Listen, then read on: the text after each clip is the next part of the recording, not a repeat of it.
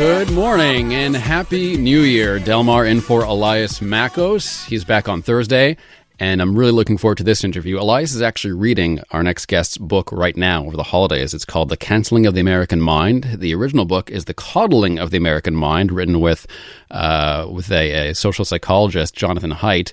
The new book tackles cancel culture and its impacts on American society, starting with Harvard. And we'll talk about Harvard, what's happened to Harvard. Is 2024 the year that the cancel culture fever is finally going to break? It's my great honor to welcome to the program, and we spoke a couple days ago, full disclosure, but this is Greg Lukianoff, a free speech lawyer from the States, really one of the world's most renounced free speech activists. He's the CEO of FIRE, the Foundation for Individual Rights in Education, and again, co-author of The Canceling of the American Mind, which we can pick up in bookstores now. Here is myself with Greg Lukianoff on cancel culture. Yeah, thanks for having me. It's a real pleasure. And I have to say, as I mentioned before, The Coddling of the American Mind, truly one of the most impactful works I've read of nonfiction. It really did inspire me, inspired the branding of my agency. Thank you for that work and for the work that Jonathan Haidt did on that as well. If I could recap the main thesis and your involvement in the work, I hope I'm getting it right. But starting at around 2012, 2014, you began to see quantifiable incidents of cancel culture across campuses across America. And so when people say, well, is cancel culture a thing? Is it not a thing? I sometimes point to The Coddling of the American Mind and I say, well, they've quantified it beginning then. Is that more or less what started happening? We saw a number of phenomena right around 2014. We started seeing Gen Z hitting campus, and they had different attitudes about free speech than the previous generation. For most of my career, students had been amazing on free speech. They got comedians can be offensive. Their professors don't always have to be right. And it was not a normal thing for students to be signing petitions trying to get professors fired. And since 2014, and particularly accelerating after 2017, this is a daily occurrence now. And the number of professors that we've seen fired since 2017, I can't find in my new book, Canceling the American Mind. You'd have to go back to the 1930s to kind of see the sort of numbers that we're talking about of professors losing their job. I just wanted to quote actually from Heterodox Academy, another organization that helps promote campus free speech, and number of professors fired. You were saying, Greg Lukianoff, in the past 10 years, almost double of what it was and during the Red Scare of the 40s and 50s. Is it really that bad? Yeah, no, here's the stats. And one of the things that makes canceling a little bit different than a lot of the other books on this topic is we don't just give anecdotes, we give hard data. And so the most recent survey that we've done indicates about 9% of students say they've either been investigated or actually punished for speech. That's more than 1 million students right there. It's worse for professors. It's 1 in 6. So that means there's a lot of schools we don't know about. But when you look at, we know of over 1,000 attempts to get professors punished since 2014, which was our date that we think cancel culture began. But that really accelerated in 2017 again. And about 2/3 of them were punished in some way. And about 200 fired. Now, the standard estimate from the biggest study done at the time, but towards the tail end of McCarthyism, is about 100. Really bad, by the way. 100 professors losing their job is really bad. Twice that is, of course, terrible. But we also know that's a wild undercount when 1 in 6 professors are saying they've been investigated or threatened with investigation. So it's bad. Now, you began your career representing students, as you're mentioning, and I find that fascinating. And somehow, I guess it flipped. So the question is, what was the trigger? I mean, some people point to social media, I suppose, or the internet in general. But what made that power imbalance flip? I'm really lucky to have gotten to write Canceling with a brilliant 23-year-old young woman named Ricky Schlott. And it does seem that a lot of this is more or less like a product of how people argued when they first got social media in junior high school in a very literal way. That essentially we talk about this in coddling as well, sort of like the relational way of battling each other out, and suddenly we've given every bully in high school the ultimate weapon to sort of ruin your opponent's lives or have your own life badly damaged. And so this can almost be thought of like an argument destroying technology, a way of winning arguments without winning arguments. And when Gen Z started hitting campus in large numbers at the end of 2013 and 2014, they also met up with an administrative class that FIRE had already been fighting for a long time that was not good on free speech. Most of the cases we saw for the first part of my career were administrators going after students and professors for speech, sometimes incredibly tame speech. And my first book, Unlearning Liberty, you'll be shocked by some of the stuff that got people in trouble in the past. But when you have this combination of a suddenly more sort of cancel happy student population meeting an administrative, an ever expanding sort of bureaucratic state, I think it's been a disaster for the atmosphere for discussion and free inquiry. Greg Lukianoff joins us. The Canceling of the American Mind is the new book. Harvard right now is a situation that is very fluid. By the time this airs, we're not even sure if the president of Harvard will still be around. But yeah. What do you make of the panic there and sort of questions about free speech and anti-Semitism on campus? This is supposed to be sort of the cradle of American academia. Yeah, no, the Harvard currently is just a complete mess, and there's so many moving parts in this discussion. First thing is Harvard earned its dead last place on FIRE's campus free speech ranking this year, and that's not our opinion. It's the largest study of student opinion on free speech ever conducted.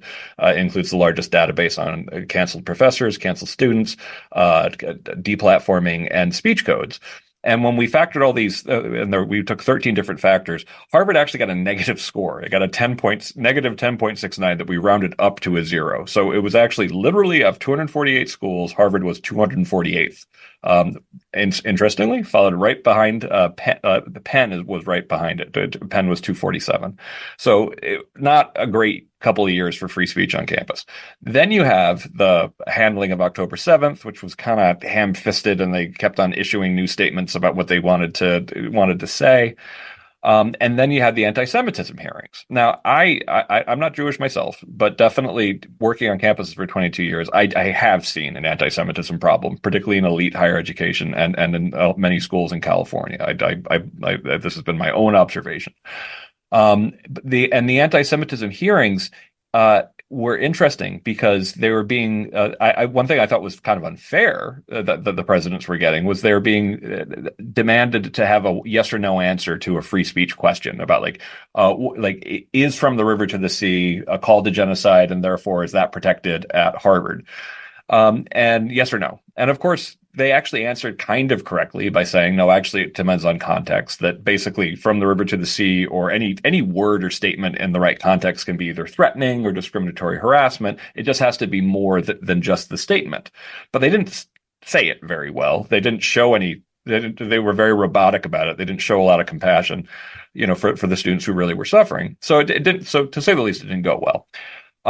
I would have been, and I've said this very publicly, if, however, Claudine Gay had stepped down just due to the anti-Semitism hearing, I would have thought of that as a very strong signal to schools across the country that your mistake was not clamping down on free speech more, and that would be disastrous as far as we were concerned. As we make the point, canceling the American mind, they've already been doing that for decades, and particularly in the last 6 years, the idea of doing more of it would fix anything is nuts. But the latest controversy is around plagiarism. Involving Claudine Gay.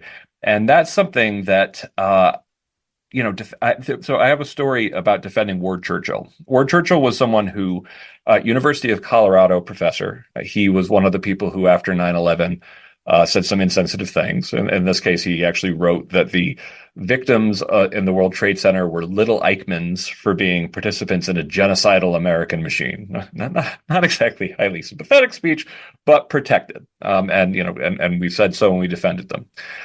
After we successfully defended him at FIRE, he won that part of the case. There were pre-existing charges of academic misconduct, plagiarism, all these kind of things that really looks like he did. And a well-known professor who I will not name contacted me to ask us to defend him on the academic misconduct claim.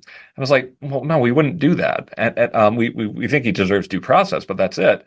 And the professor's answer was, well, everybody does it. And the idea that everybody, like in his field, I guess what he's saying, like engages in some amount of academic misconduct, my immediate response was, then everybody should be fired. Because like right now, the facts against Claudine Gay do not look good at all. But here's the scary thing. I think, at least in certain fields, this kind of academic misconduct is much more widespread. So this might be the beginning of a lot more cases like it. When we talk about sort of critical race theory, intersectionality, a lot of these things are being applied directly in Canadian law in a very real way. Yeah. I'm a Jew. I consider myself a free speech Jew. So when we put anti-Semitism and Holocaust denial in the criminal code, I do have a little red flag that goes up, and I'm wondering whether or not that is truly productive for us all. Do you have any thoughts on that? I do, because constitutional lawyer with America's very strong First Amendment with an intense interest in social psychology.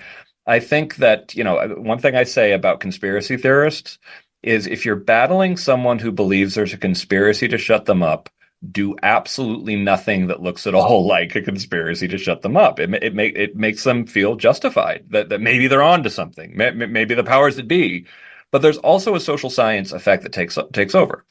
Censorship doesn't change anyone's minds. It just convinces them to talk to some people and not others. You're not going to talk to the person who's going to report you, so you're going to talk to the other people who agree with you. So I think that what's happened, for example, in France. So France and the U.S. used to have rates of anti-Semitism that were, France was worse, but were somewhat comparable. France passed laws against hate speech and anti-Semitism, I think, back in the 90s, but many years ago. And anti-Semitism, of course, has gotten far worse in France. And I think at least some of the reason there is that essentially when you tell people that they can't say anti-Semitic things, they just say it to other anti-Semites. And so your plan of we're going to force the anti-Semites to only talk to other anti-Semites, that leads to group polarization, it leads to radicalization. It makes things worse. So I think the idea that censorship actually fixes things is naive.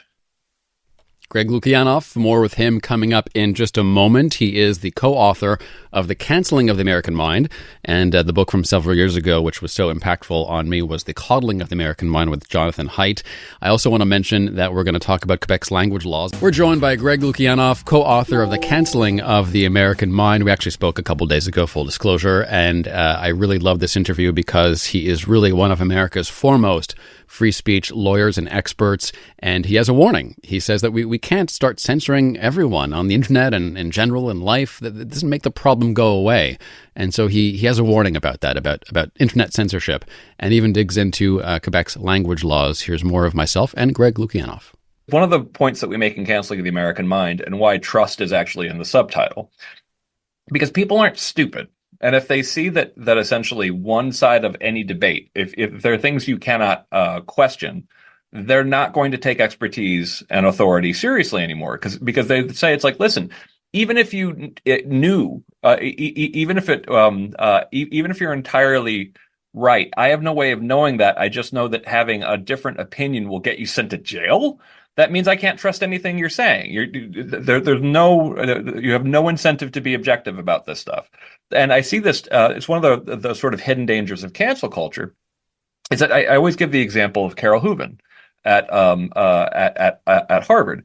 She wrote a book called Testosterone. She's a biological, she's an evolutionary scientist, evolutionary biologist. And she made the argument while she was promoting her book that we should be kind, compassionate to trans people. We should use their pronouns, but biological sex is real, and we can't. We have to grapple with that. And this immediately led to a graduate student who's head of the DEI task force calling her out, and student petitions, and all this stuff. And she eventually, felt abandoned by Harvard, abandoned by some of her friends. People like Steve Pinker stood up for which because Pinker's great on that kind of stuff. But she eventually, got forced out. She got very depressed in the process. And this is a tragedy for Carol, of course.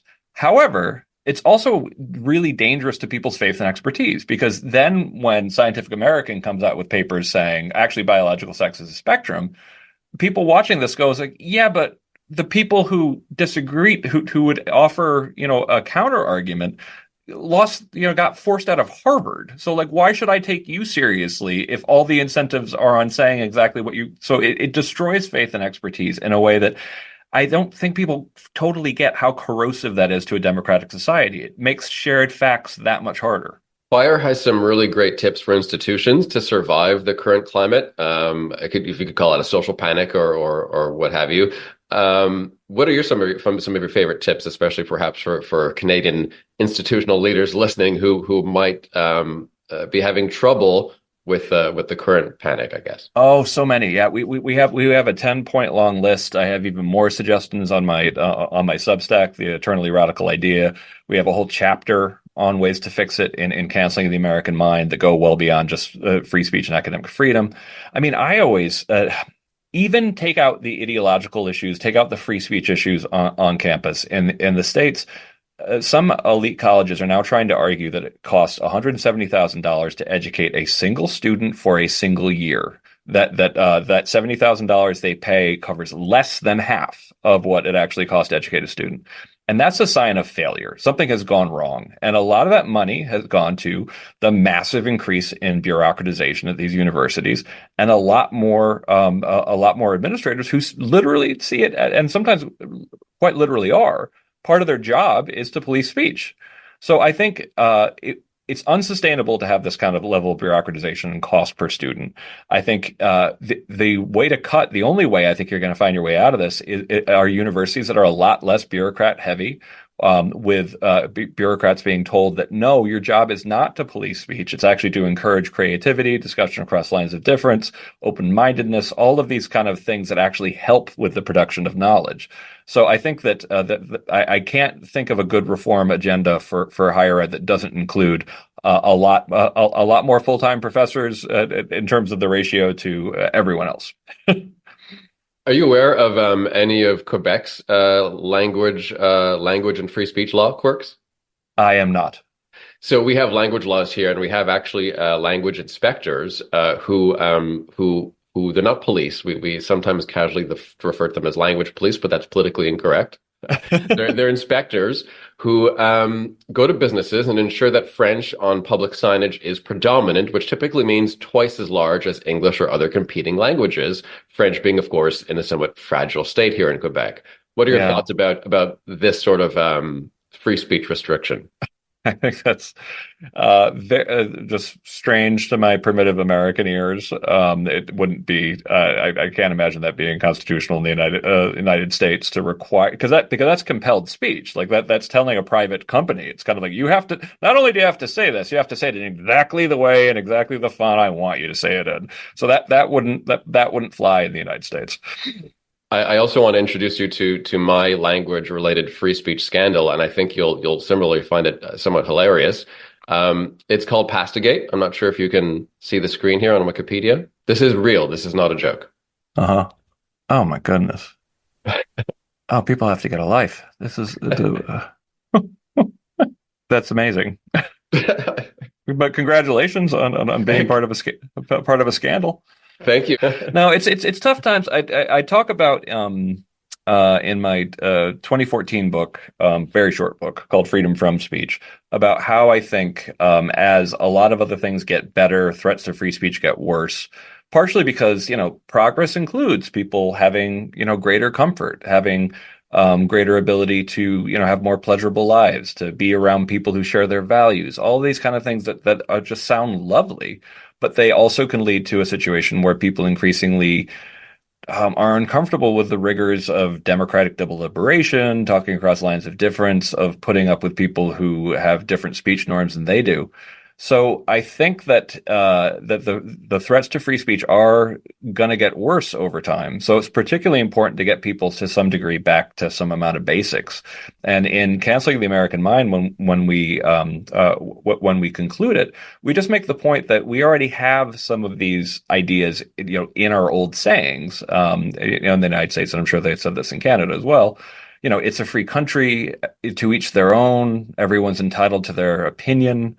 Not my cup of tea. All these ideas, walk a mile in a man's shoes. All of these ideas it's a very good small D democratic idea of like, okay, you're not all knowing. Check yourself a little bit, and other people have rights too.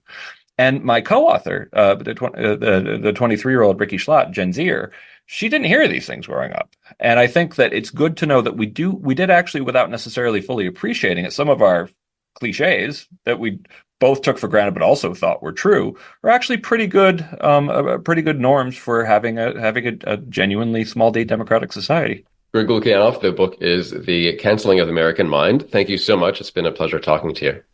Thank you for having me. That was myself and Mr. Lukianoff. You can tell I was a bit more congested a few days ago. But that interview, really a huge highlight for me, and we're going to throw it up on the website if you missed any of that, so stay tuned.